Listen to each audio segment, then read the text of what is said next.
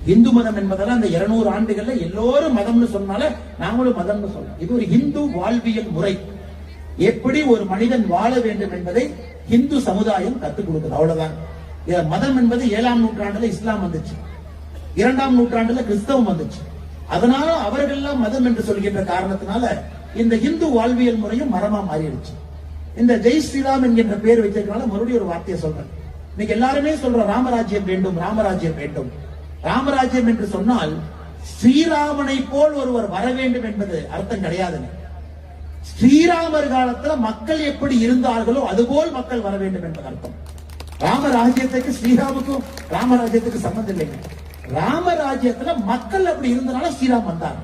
ஆனா இன்னைக்கு நமக்கு அந்த கட்டாயம் கடமையும் இருக்கிறது. ராமராஜ்யம் என்கின்ற வார்த்தையை நாம் பயன்படுத்தும் பொழுது நாம் அப்படிப்பட்ட குழந்தைகளை தயார் செய்து அந்த குழந்தைகளை பக்குவப்பட்ட மனிதர்களாக உருவாக்கி, ஓட்டு போடுறவங்க கையில தாங்க இருக்குது, நிக்கிறவங்க கையில அரசியல் எப்பவுமே கிடையாது. தப்பா நினைச்சோம், ஐயோ உங்க பெரிய ஆள் அரசியல் நிக்கிறாங்க, ஓட்டு போடுறவங்க கையில தான் மாற்றம்.